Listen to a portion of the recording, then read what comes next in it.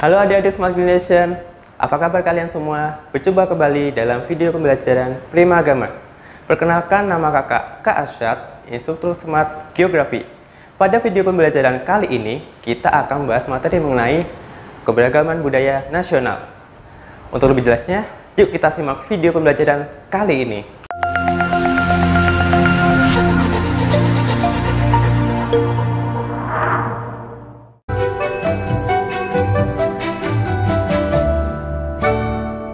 Oke adik-adik semua, sebelum kita memasuki materi mengenai keberagaman budaya nasional yang ada di Indonesia, kakak ingin menanyakan nih kepada adik-adik Smart Generation, pernah nggak sih merasakan fenomena yang unik di Indonesia?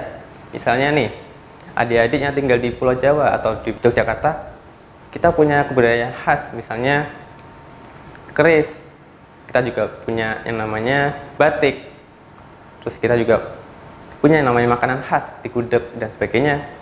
Lalu jika adik-adik pergi ke daerah lain, misalnya adik-adik pergi ke Pulau Bali, di sana adik-adik pasti akan menemukan hal yang berbeda yang tidak ditemukan sebelumnya di Yogyakarta. Misalnya nanti ketika adik-adik pergi ke Bali, adik-adik akan menemukan seperti yang namanya pura, lalu juga akan menemukan budaya yang baru juga yang tadi tidak ditemukan di Pulau Jawa. Lalu dari situ apa sih dan kenapa sih budaya di Indonesia itu begitu banyak, begitu beragam? Untuk lebih jelasnya, yuk kita cek materi selanjutnya. Dalam materi keberagaman budaya nasional ini, nantinya kita akan mempelajari mengenai yang namanya pertama, memahami konsep budaya, dan yang kedua adalah mengklasifikasi unsur-unsur budaya. Pada materi pertama ini, kita pertama-tama harus mengenali apa sih budaya itu. Jadi budaya itu ada dua penjelasan, yaitu melalui secara etimologi dan secara antropologi. Melalui etimologi, budaya itu terdiri atas dua kata, yaitu budi dan daya. Budi adalah kemampuan manusia untuk membedakan mana yang baik dan mana yang buruk, sedangkan daya adalah kemampuan manusia untuk melakukan suatu hal. Jika dua kata tadi digabung, akan memiliki arti yaitu daya dari budi yang berupa cipta, rasa, dan karsa. Cipta sendiri adalah kemampuan manusia untuk melakukan hal baru dari yang tiada menjadi ada. Lalu rasa adalah respon manusia, tanggapan manusia terhadap apa yang terjadi di sekitar kita. Dan karsa adalah kehendak atau niat yang muncul dari dalam diri manusia. Jadi jika budaya itu ingin muncul, maka harus terdiri dari tiga aspek ini, yaitu cipta, rasa, dan karsa. Sedangkan budaya menurut ilmu antropologi adalah keseluruhan sistem, gagasan, tindakan, dan hasil karya manusia dalam rangka kehidupan masyarakat yang dijadikan milik diri manusia dalam belajar. Oke adik-adik semua, Smart Generation, setelah kita tadi sudah mempelajari dan memahami mengenai apa itu budaya, selanjutnya kita akan mempelajari materi selanjutnya, yaitu mengenai unsur kebudayaan secara universal. Secara umum, unsur kebudayaan terbagi atas 7 bagian atau 7 unsur. Yang pertama adalah bahasa, dua adalah organisasi sosial, yang ketiga adalah peralatan dan teknologi, yang keempat adalah sistem religi, yang kelima adalah sistem pengetahuan, yang keenam mata pencaharian atau pekerjaan, dan yang terakhir adalah kesenian. Jika adik-adik ingin memahami atau mempermudah dalam menghafalkan terkait materi ini, ada cara gampangnya, secara smart, yaitu jika semua 7 unsur tadi digabungkan menjadi suatu singkatan, maka akan menjadi singkatan yaitu Bos PT Sri Simpen Mahar Seni. Gimana itu kak maksudnya? Oke, kita bahas satu persatu ya. Dari kata bos, bos itu berasal dari unsur bahasa, kita ambil dari huruf B-nya. Lalu organisasi sosial atau O dan bagian S. Lalu ada PT atau peralatan teknologi, Sri sistem religi, lalu ada Simpen atau sistem pengetahuan, lalu Mahar atau mata pencaharian, dan yang terakhir adalah kesenian.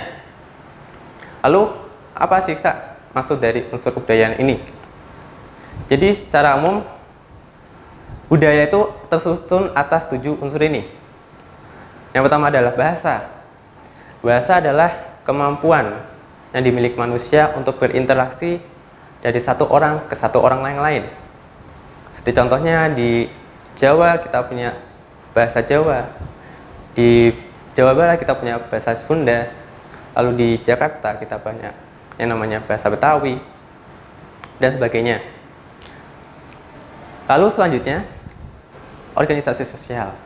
Apa sih organisasi sosial itu? Seperti kita tahu bahwa kita adalah manusia yang membutuhkan manusia yang lain. Kita butuh untuk saling menolong, saling membutuhkan. Dan organisasi adalah salah satu cara manusia untuk menyalurkan kemampuan itu. Contohnya apa? Misalnya kita di masyarakat kita ada yang namanya poskamling. Itu juga merupakan salah satu organisasi sosial. Dalam masyarakat adat, kita juga mengenal adanya struktur organisasi. Fungsi dari organisasi sendiri adalah agar suatu masyarakat itu bisa berkembang dengan baik. Lalu yang ketiga adalah peralatan dan teknologi. Seperti kita tahu bahwasanya dalam bekerja kita memerlukan yang namanya alat.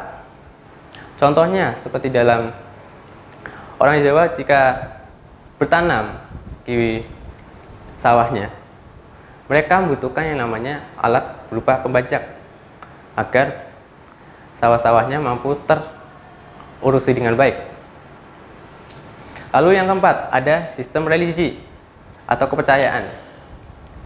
Penting nggak sih? Ya penting, karena dengan kepercayaan itu maka manusia sudah melakukan hubungan yang baik antara dirinya dan dengan Tuhan. Contohnya apa sih, Kak? Contohnya nih, di Jawa kita mengenal adanya namanya budaya kejawen. Lalu jika kita pergian ke daerah lain seperti di Bali, ada suatu sistem kepercayaan yaitu Trihita Karana. Selanjutnya ada sistem pengetahuan. Sistem pengetahuan adalah kemampuan manusia untuk melakukan ide, melahirkan gagasan, sehingga suatu masyarakat mampu mengatasi segala permasalahan dan berkembang serta maju ke arah yang lebih baik. Selanjutnya ada unsur mata pencaharian. Mata pencaharian itu sendiri terkait dengan yang namanya pekerjaan. Dalam satu masyarakat, jika masyarakat itu tidak memiliki pekerjaan atau individu tidak memiliki pekerjaan, maka mereka tidak akan bisa bertahan hidup karena mereka perlu yang namanya memenuhi kebutuhan dirinya sendiri dan mungkin keluarganya. Lalu contohnya apa sih, Kak? Seperti misalnya di Pulau Jawa, rata-rata kebanyakan masyarakatnya adalah petani. Mereka bergantung pada pertanian.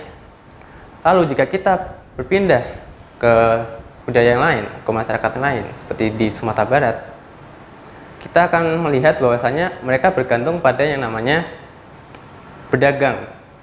Mereka menjualkan produknya ke orang lain. Lalu yang terakhir, ada kesenian. Kesenian adalah cara manusia untuk menyalurkan apa yang dimilikinya dalam suatu karya. Contohnya banyak sekali, misalnya tadi di Jawa kita mengenal ada yang namanya tari jaipong, terus juga tari reog, tari piring dan sebagainya. Lalu juga di daerah lain juga banyak. Baik, setelah kita tadi sudah membahas mengenai unsur-unsur kebudayaan secara universal, yuk kita langsung coba ke soal yang akan kita uji. Yang pertama, berikut merupakan unsur-unsur yang ditemukan pada suatu kebudayaan, yaitu A. Letak geografis dan kondisi ekologis. B. Bahasa, masyarakat, dan kerajinan tangan. C. Cagar alam dan mata pencaharian. D. Jumlah penduduk dan bahasa lokal. Yang terakhir, E. Makanan dan bahasa. Dari 5 opsi jawaban tadi, apa nih jawaban yang kira-kira tepat? A, B, C, D, atau E? Jawabannya adalah B. Bahasa, masyarakat, dan kerajinan tangan.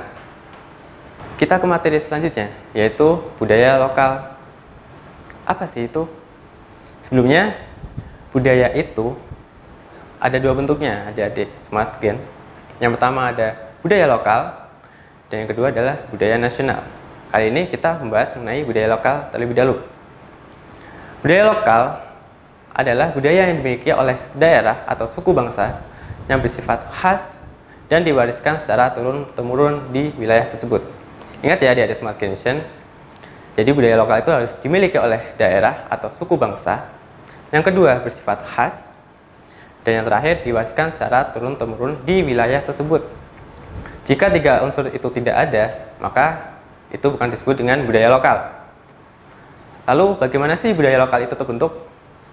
Yaitu pertama, masyarakat telah memiliki perilaku, tindakan, dan pikiran yang sama. Yang kedua, terus-menerus dilakukan hingga menjadi kebiasaan. Dan yang ketiga, memiliki ciri khas yang membedakan mereka dengan penduduk lain. Contohnya apa sih, Kak? Contohnya misalnya adik di Pulau Jawa, adik mengenal namanya gudeg di Jogja. Namun jika misalnya adik pergi ke daerah lain di Kalimantan, maka pasti adik tidak akan menemukan hal tersebut. Karena gudeg adalah ciri khas yang ada di Jogja, dan itu sudah dilakukan secara turun-temurun dari zaman dahulu kala. Selanjutnya, apa sih ciri perbedaan yang membedakan antara budaya lokal tadi? Pertama, ada kesenian lokal. Yang kedua, ada sistem kepercayaan. Yang tiga, ada bahasa daerah. Yang keempat, ada seni arsitektur dan bercocok tanam. Yang kelima, ada tipe fisik. Yang keenam, ada adat istiadat. Yang terakhir, ada sistem kekerabatan. Kita ke soal. Coba adik-adik Smart Generation, kita simak soal berikut ini.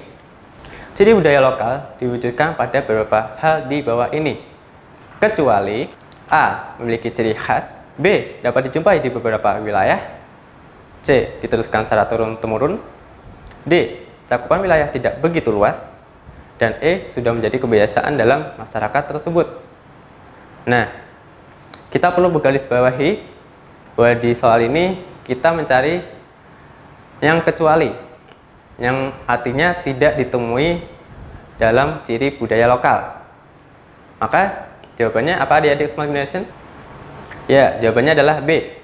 Dapat dijumpai di beberapa wilayah. Padahal seharusnya suatu budaya lokal hanya ditemukan pada di wilayah itu dan tidak ditemukan di wilayah lain. Kita mencoba soal selanjutnya. Hasil budaya lokal seperti tari reog yang ada di Jawa Timur, lenong yang ada di Jakarta, bahasa Sunda yang ada di Jawa Barat termasuk dalam A. Budaya tak benda, B. Budaya benda, C. Budaya asing, D. Budaya internasional, atau E. Budaya masyarakat. Kira-kira adik-adik Smart Generation apa nih jawabannya dari 5 opsi tersebut? Jadi jawabannya adalah A. Budaya tak benda. Oke, apa sih Kak budaya tak benda itu? Budaya tak benda itu adalah budaya selain museum dan cagar budaya. Karena cagar budaya dan museum termasuk budaya benda. Jadi misalnya seperti tarian, lagu daerah, itu merupakan termasuk budaya tak benda. Udah paham ya adik-adik? Selanjutnya kita ke materi yang lain. Setelah tadi kita sudah membahas mengenai budaya lokal, selanjutnya kita akan mempelajari tentang budaya nasional. Apa sih budaya nasional itu, Kak? Budaya nasional adalah budaya yang diakui sebagai identitas nasional. Budaya lokal merupakan unsur pembentuk budaya nasional ini. Jadi, budaya nasional itu tersusun atas kuatnya budaya lokal yang ada di suatu daerah, yang kemudian dikembangkan untuk dijadikan suatu identitas bangsa. Jadi budaya nasional itu bertujuan untuk perwujudan cipta, karya, dan karsa bangsa Indonesia, lalu untuk mengembangkan harkat dan martabat bangsa di dunia internasional, dan yang terakhir adalah diarahkan untuk memberikan wawasan dan makna pada pembangunan nasional. Contohnya apa aja sih? Yuk kita ke soal. Beberapa hal berikut ini merupakan contoh hasil budaya seperti keris, kebaya, rumah, joglo, dan batik. Hasil budaya tersebut dapat digunakan sebagai A. alat perekat bangsa, B. sebagai alat komunikasi, C. sebagai alat interaksi, D. sebagai alat sosial, dan E. sebagai alat transportasi. Oke, dari 5 opsi tersebut, apa nih adik-adik Smart Generation jawabannya? Jawabannya itu A ya, Dek, sebagai alat perekat bangsa. Soal selanjutnya, menurut Kuncoro Ningrat, persyaratan yang harus dimiliki kebudayaan nasional adalah sebagai berikut. Kecuali A. kebudayaan daerah bermutu, B. harus menimbulkan identitas warga negara, C. harus bermutu tinggi, D. harus menimbulkan rasa bangga pada para pendukung, dan terakhir E. harus mencintai produk luar. Jadi sebelumnya, budaya nasional memiliki makna dan arti tersendiri dan diterjemahkan oleh berbagai tokoh. Salah satunya adalah Kuncoro Ningrat. Sebelum kita memaknai budaya nasional dari Kuncoro Ningrat, kita jawab dulu ya adik-adik Smart Generation. Jadi jawabannya adalah E. harus mencintai produk luar. Karena ini merupakan kecuali, tidak mungkin dalam budaya nasional kita malah mencintai produk luar, padahal kita harusnya mencintai produk dalam negeri sendiri. Jadi menurut Kuncoro Ningrat itu tadi, budaya nasional harus memiliki mutu atau kualitas, lalu harus menimbulkan identitas bagi warga negara, dan harus menimbulkan rasa bangga kepada para pendukung atau warga itu sendiri. Oke, sudah paham ya adik-adik? Kita lanjut ke materi selanjutnya. Oke, setelah tadi kita sudah mengetahui tentang apa sih itu budaya, lalu unsur-unsur apa saja yang menyusun suatu budaya itu sendiri. Setelah kita melihat ternyata begitu beragamnya budaya yang ada di Indonesia, setelah itu kita harus tahu nih, apa sih faktor yang menyebabkan semua itu terjadi. Oke, jadi faktor keberagaman budaya itu ada 3 faktornya. Pertama ada letak geografis, yang kedua ada posisi strategis, yang ketiga ada kondisi ekologis. Letak geografis terkait dengan lokasi di Indonesia sendiri yang merupakan negara kepulauan. Di sana kita memiliki daratan dan lautan. Karena kepulauan itu sendiri, kita tersusun atas beribu pulau yang membentuk suku yang begitu beragam. Karena apa? Karena pulau itu terisolasi dengan wilayah lain, berakibat minimnya komunikasi dengan daerah lain, membuat masyarakat yang ada suatu pulau fokus mengembangkan budaya tersebut tanpa terpengaruhi oleh budaya lain. Lalu yang kedua ada posisi strategis. Indonesia sendiri merupakan jalur strategis di zaman dahulu, ketika zaman kerajaan dan ketika zaman penjajahan dahulu kala. Posisi strategis itu seperti apa sih, Kak? Jadi dulu dan hingga kini Indonesia merupakan negara yang diapit oleh 2 samudra dan 2 benua. Samudra apa? Samudra Pasifik dan Samudra Hindia. Benuanya apa, Kak? Benua Asia dan benua Australia. Lokasi strategis itu menjadi lokasi yang ideal bagi pedagang untuk berlabuh, untuk bertransit di Indonesia. Dari proses transit itu terjadi yang namanya interaksi budaya. Budaya asing bertemu dengan budaya lokal yang ada di Indonesia. Akibat interaksi tersebut, budaya yang ada di Indonesia semakin beragam dan semakin banyak kita temui. Lalu yang terakhir ada kondisi ekologis, yaitu terkait dengan kondisi yang ada di lingkungan sekitarnya. Contohnya apa? Seperti di daerah kepulauan, kita mengetahui ada daerah gunung dan pasti juga ada daerah pantai. Umumnya orang yang di daerah pantai cenderung bahasanya untuk berkomunikasi harus menggunakan suara yang keras. Sedangkan di gunung, karena kerapatan, maka di sana cenderung halus dan lebih tenang dalam berkomunikasi. Seperti itu. Jadi faktor ekologis seperti topografi iklim, dan suhu mampu menentukan keberagaman suatu budaya. Selanjutnya, kita ke materi terkait dengan interaksi budaya. Tadi kan kita sudah bahas nih, sudah menyinggung bahwasanya pedagang yang transit di Kepulauan Indonesia melakukan yang namanya interaksi secara tidak langsung. Interaksi itu apa saja sih, Kak? Jadi ada 3 interaksi budaya. Yang pertama ada akulturasi, yang kedua ada asimilasi, lalu yang ketiga ada amalgamasi. Akulturasi adalah bertemunya budaya asli dengan budaya asing. Budaya tersebut lambat laun diterima dan dipadukan dengan budaya asli tanpa menghilangkan unsur aslinya. Contohnya apa? Kita lihat di Masjid Agung Demak dan banyak masjid-masjid di Pulau Jawa. Pada umumnya karena terpengaruh oleh yaitu dari kerajaan Hindu, bentuk dari atap masjid itu yang seharusnya pada umumnya untuk kaum muslimin adalah berbentuk kubah.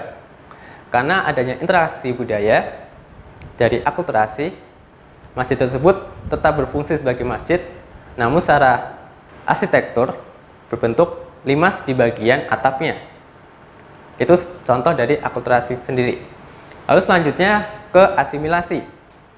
Asimilasi adalah pembauran 2 atau lebih kebudayaan yang ditandai dengan hilangnya kebudayaan asli dan membentuk suatu kebudayaan baru.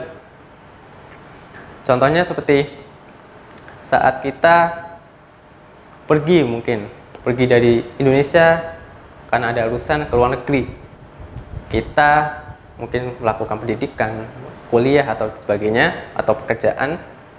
Karena berlama-lama di sana, lama-lama budaya yang biasanya kita lakukan di Indonesia hilang dan kita malah mengikuti kebudayaan baru yang ada di luar negeri tersebut. Itu merupakan bentuk dari asimilasi. Lalu yang terakhir ada amalgamasi. Amalgamasi adalah proses penyatuan 2 atau lebih ras atau kebudayaan melalui proses perkawinan.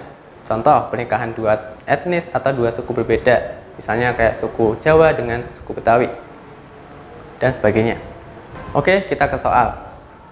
Santo yang merupakan orang dari suku Jawa telah melakukan pernikahan dengan Santi yang merupakan orang dari suku Betawi 3 tahun yang lalu. Pernikahan tersebut ternyata menimbulkan sikap keterbukaan tentang pemahaman akan budaya lain. Proses yang terjadi merupakan dampak positif dari A. Akulturasi, B. Amalgamasi, C. Akreditasi, D. Asimilasi, atau E. Asuransi. Oke, kita lihat soalnya dulu ya. Jadi kakak sudah menggarisbawahi ada kata pernikahan. Jadi sebelum kakak menjelaskan, apa nih jawabannya dari 5 opsi tadi? Ya, jawabannya adalah B. Amalgamasi. Amalgamasi tadi adalah proses penyatuan budaya karena melalui pernikahan atau perkawinan dari beda suku. Selanjutnya, kita ke materi persebaran suku bangsa di Indonesia. Tadi kita sudah melihat bahwasanya suku bangsa yang ada di Indonesia ternyata cukup banyak dan tersebar merata.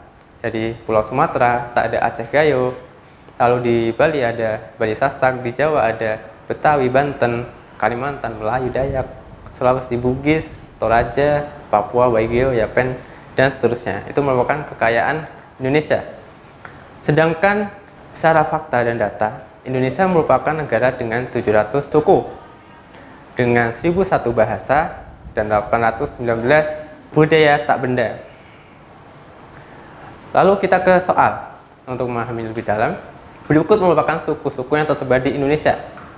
Suku yang terdapat di Pulau Kalimantan, yakni A. Sasak, B. Ogan, C. Sunda, D. Minangkabau, atau E. Dayak. Oke, tadi kakak sudah memperlihatkan ya sebelumnya suku-suku yang tersebar di berbagai pulau besar di Indonesia. Nah, dari situ kira-kira apa nih yang ada di Pulau Kalimantan? Jadi, jawabannya adalah E. Dayak. Untuk Sasak sendiri berada di Pulau NTB. Lalu Ogan ada di Sumatera Selatan. Sunda ada di Jawa Barat dan Minangkabau ada di Sumatera Barat. Dan terakhir, budaya yang dihasilkan oleh masyarakat dalam suatu bangsa sejak zaman dahulu hingga kini sebagai suatu karya yang dibanggakan yang memiliki kekhasan dan menjadi identitas warga, serta menjadi jati diri bangsa yang kuat. Disebut A. Budaya alam, B. Cagar alam, C. Biosfer, D. Budaya nasional, atau E. Dinamika. Tadi kakak sudah menandai kata-kata yang menjadi kata kunci dalam soal ini. Kira-kira apa adik-adik Smart Generation? Ya, jawabannya adalah D. Budaya nasional. Karena kita tahu sendiri budaya nasional itu adalah kebudayaan yang dihasilkan oleh suatu masyarakat dari zaman dahulu sebagai suatu karya yang dibanggakan dan memiliki kekhasan serta menjadi identitas warga negara serta menjadi jati diri bangsa yang kuat. Seperti itu. Sudah paham ya adik-adik terkait materi tentang keberagaman budaya nasional? Demikian adik-adik Smart Generation penjelasan mengenai materi keberagaman budaya nasional. Semoga bermanfaat untuk adik-adik semua. Sampai berjumpa di video pembelajaran selanjutnya. Jangan lupa subscribe channel YouTube kita dan aktifkan loncengnya untuk update video kita. Primagama siap, Primagama smart, Primagama terdepan dalam prestasi.